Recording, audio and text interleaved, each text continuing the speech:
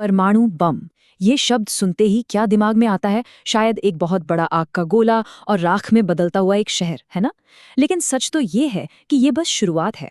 असली तबाही तो इसके बाद बहुत खामोशी से शुरू होती है। चलिए समझते हैं कि ये सब कैसे होता है। ये एक लाइन पूरी कहानी को बदल देती है। परमाणु बम कोई विस्फोटक नहीं बल्कि एक प्रदूषण है। और पता है, यही बात इसे और भी ज्यादा खतरनाक बनाती है। सोचिए, एक धमाका तो होकर खत्म हो जाता है, पर प्रदूषण वो तो फैलता जाता है और मारता रहता है। तो ठीक है, इसको ना स्टेप बाय स्टेप समझते हैं। सबसे पहले दिन क्या होता है? सिर्फ धमाका। तो बम गिरा और बस पलक झपकते ही करीब 5 से 10 किलोमीटर का पूरा एरिया फौरन खत्म। इमारतें, राख, जो कोई भी वहां था, सब खत्म। ये वो तबाही है जो हम फिल्मों में देखते हैं, है ना, जिसकी हम कल्पना कर पाते हैं। लेकिन और यहीं पर कहानी बदलती है। ये असली तबाही है ही नहीं, ये तो समझिए सिर्फ ट्रेलर था। तो फिर असली विलन कौन है? उसका नाम है रेडिएशन। एक ऐसा दुश्मन जो दिखाई तक नहीं देता। पता है असली कहर कब शुरू होता है? अगले दिन, धमाके के अगले दिन। जो मौत का आंकड़ा होता है ना, वो एकदम से रॉकेट की तरह ऊपर जाता है। सोचिए, जो लोग धमाके से बच गए थे, रात में सोए और सुबह उठे ही नहीं। क्यों? क्योंकि हवा में एक साइलेंट किलर, एक खामोश कातिल फैल चुका था। और ये जो प्रदूषण है, ये किसी चीज को नहीं छोड़ता। हवा में जहर, मिट्टी में जहर, पानी, वो भी जहर। मतलब अब तो सांस लेना भी मौत को बुलावा देने जैसा हो गया। तो सवाल ये है कि आखिर ये रेडिएशन है क्या भला? इसकी सबसे डरावनी बात ही यही है कि ये दिखता नहीं है, अदृश्य है, पर हर पल, हर सेकंड मौत बांट रहा है।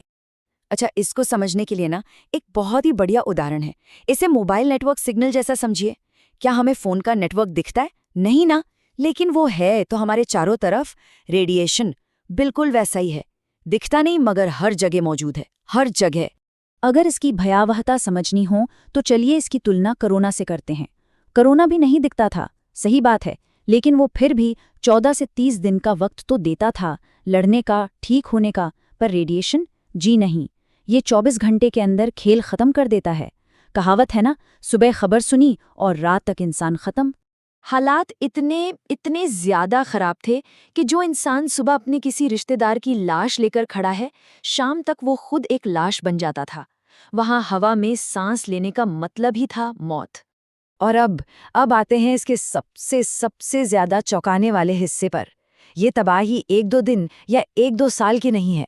नहीं, इसका असर पूरे 3000 साल तक रहता है। सोचिए, इसका जहर पीढ़ी दर पीढ़ी चलता है। धमाके के अगले दिन से मौतें शुरू। 10 साल बाद भी वहां की जमीन को छूना मतलब मौत। आज भी, इतने दशकों बाद भी वहां बच्चे विकलांग पैदा होते हैं। और इस जहर को, इस श्राप को पूरी तरह से खत्म होने में लगेंगे पूरे 3000 साल। 3000 साल। जरा इस नंबर के बारे में सोचिए तो। मतलब इंसान ने जितनी सभ्यताएं देखी हैं, उससे भी ज्यादा लंबा समय। ये एक ऐसी तबाही है जिसकी विरासत हजारों साल तक पीछा नहीं छोड़ती। तो सवाल उठता है, क्या इसका कोई इलाज नहीं है, कोई तरीका नहीं इसे रोकने का?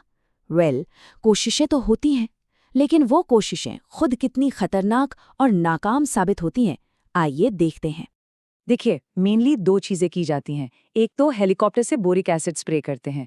ये एसिड क्या करता है? ये रेडिएशन के कणों को पकड़कर बाहरी कर देता है ताकि वो जमीन पर गिर जाए, हवा में ना तैरे।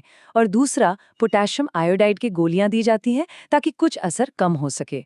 लेकिन इसमें एक बहुत बड़ी दिक्कत है। सबसे बड़ा रिस्क तो बचाने वालों की जान पर ही होता है। वो पायलट जो हेलीकॉप्टर लेकर बोरिक एसिड स्प्रे करने जाते हैं, वो अक्सर खुद उस रेडिएशन का शिकार हो जाते हैं, उनकी मौत हो जाती है। मतलब ये एक तरह का सुसाइड मिशन है। तो आखिर में ये सारी बातें हमें एक बहुत ही परेशान करने वाले सवाल पर लाकर खड़ा कर देती हैं कि अगर असली तबाही दिखाई ही नहीं देती, तो उससे कोई बचेगा कैसे? और यही सवाल हमें परमाणु हथियारों की असलियत दिखाता है, जो उस आग के गोले और धमाके से कहीं ज्यादा डरावनी और लंबी है।